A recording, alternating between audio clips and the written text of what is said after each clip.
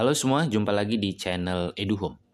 Video kita kali ini membahas mengenai faktor-faktor yang menyebabkan siswa banyak gagal lulus di SNMPTN, yang ini berdasarkan pengalaman-pengalaman kita selama beberapa tahun belakangan ini membantu siswa dalam proses pendaftaran di SNMPTN. Atau kalau di dalam tahun ini SNMPTN itu sudah sekali lagi berganti menjadi SNBP, yakni Seleksi Nasional Berbasis Prestasi. Dalam hal ini ada tiga kriteria yang boleh kita buatkan di sini menjadi faktor penentu ketidaklulusan atau kelulusan siswa dalam SNBP. Ya, yang pertama di sini adalah kriteria mengenai input data. Contoh kesalahan umum yang terjadi yang dilakukan oleh siswa maupun sekolah adalah yang pertama, terlambat dalam pengisian data.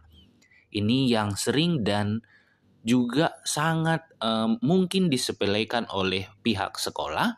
Ya, pernah kejadian bahwa ada satu sekolah yang terlambat mengisi data, sehingga yang terjadi adalah semua siswa yang dari sekolah itu betul-betul tidak bisa ikut SNMPTN di tahun itu. Gitu ya. Karena apa? Karena kesalahan dari operator sekolah yang boleh dibilang sepele, terlambat dalam mengisi data atau menunda-nunda waktu dalam pengisian data sekolah di website yang disediakan oleh kementerian. Begitu ya. Kemudian kesalahan yang umum yang juga sering terjadi adalah salah input data oleh pihak sekolah. Nah, dalam hal ini juga ada beberapa kesalahan umum yang terjadi di mana operator sekolah itu salah memasukkan data, misalnya yang aturan data si siswa A itu kemudian dimasukkan menjadi data siswa B, atau kesalahan-kesalahan umum yang lain yang dilakukan oleh operator sekolah. Ini tentu juga akan merugikan siswa itu sendiri. Begitu ya. Kemudian yang berikut adalah salah input data pribadi yang dilakukan oleh siswa. Sekali lagi, ini mungkin karena ketidakhati-hatian dari siswa, akhirnya teledor dalam mengisi data yang aturan misalnya di kolom yang A itu menjadi diisi di kolom yang lain begitu. Akhirnya ini sangat akan mempengaruhi kelulusan. Ini mungkin ya kriteria yang pertama. Yang kedua, di sini adalah kesalahan dalam pemilihan jurusan. Ya, contoh kesalahan umum yang dilakukan oleh siswa di sini yang pertama salah memilih jurusan. Dan kemudian salah pilih PTN. Ya, ini sangat berkaitan di mana banyak siswa yang tidak lulus sekali lagi di SNMPTN atau di tahun ini berganti nama menjadi SNBP karena dia salah dalam memilih jurusan. Kalau dari segi nilai rapor bisa kita katakan memadai untuk lulus, tetapi dia tidak memperhitungkan nilai rapor dari saingannya. Akhirnya dia memilih misalnya nih aturan dengan nilai rapor yang demikian dia bisa lulus mungkin di farmasi, tetapi dengan PD-nya dia kemudian memilih di kedokteran. Akhirnya apa yang terjadi? Ya tidak lulus begitu. Ya, jadi perlu juga kehati-hatian dari siswa untuk memilih jurusan yang dia inginkan.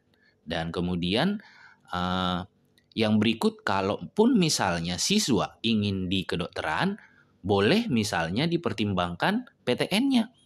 Begitu. Jadi misalnya siswa pengen lulus di kedokteran, jadi dengan nilai rapor misalnya rata-ratanya hanya 90 misalnya begitu, maka kalau boleh jangan memilih di kedokteran UI, tetapi mungkin di kedokteran universitas yang lain, misalnya kedokteran di Universitas Lampung, saya pikir itu akan bisa bersaing begitu.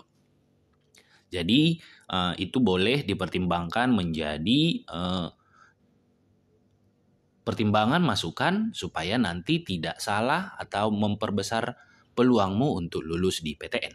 Kemudian Kesalahan yang umum yang dilakukan oleh siswa itu adalah salah pilih prioritas jurusan. Nah, banyak siswa yang tidak tahu bahwa kedokteran itu lebih prioritas daripada misalnya farmasi. Nah, banyak siswa yang memasukkan farmasi itu di pilihan pertama, kemudian pilihan keduanya di kedokteran. Akhirnya apa yang terjadi? Peluang untuk lulus di kedokteran itu tidak akan bisa, ya, atau boleh dibilang itu peluangnya hanya 0%. Karena sudah pilihan pertama yang lebih prioritas, ya, farmasi, dan kebetulan boleh kita katakan persaingan di farmasi itu jauh lebih rendah daripada di kedokteran untuk universitas atau PTN yang sama.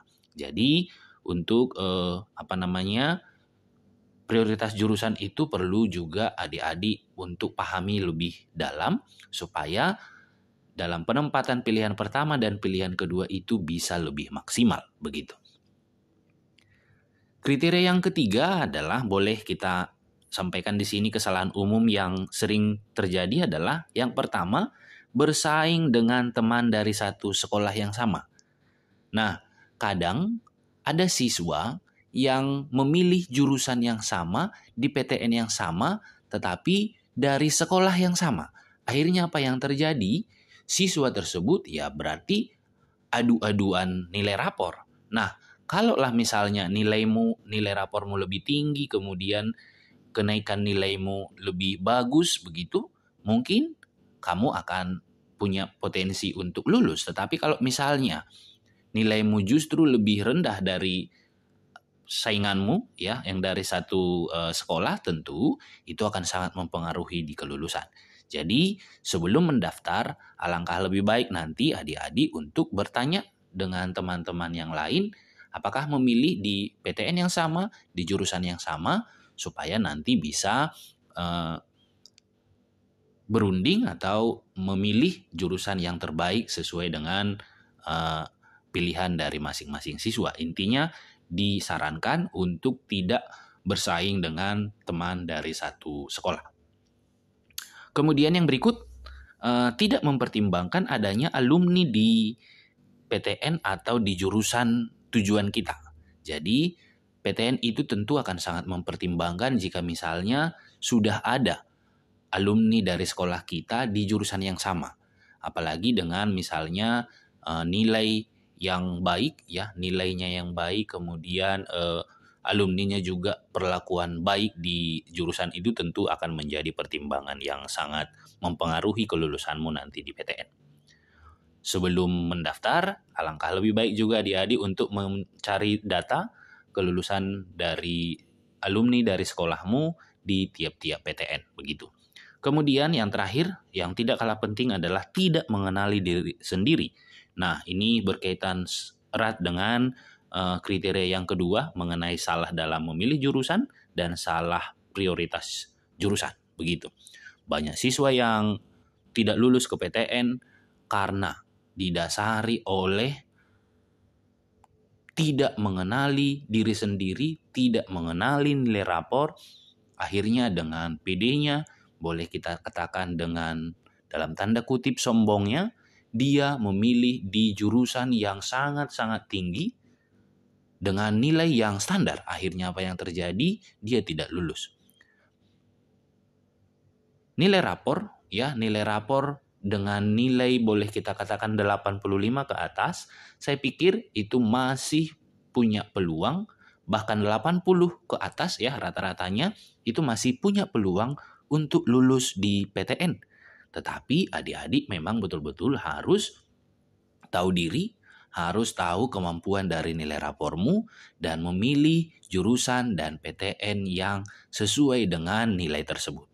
Jangan sampai merasa bahwa sudah memiliki nilai yang tinggi, akhirnya asal-asalan dalam memilih PTN-nya. Oke, mungkin ini yang bisa adik-adik pertimbangkan nanti dalam memilih PTN-nya, sehingga dalam pemilihannya nanti bisa lebih maksimal untuk lulus di SNBP tahun 2023. Saya pikir itu aja, terima kasih untuk menonton. Sampai jumpa di video berikutnya. Salam.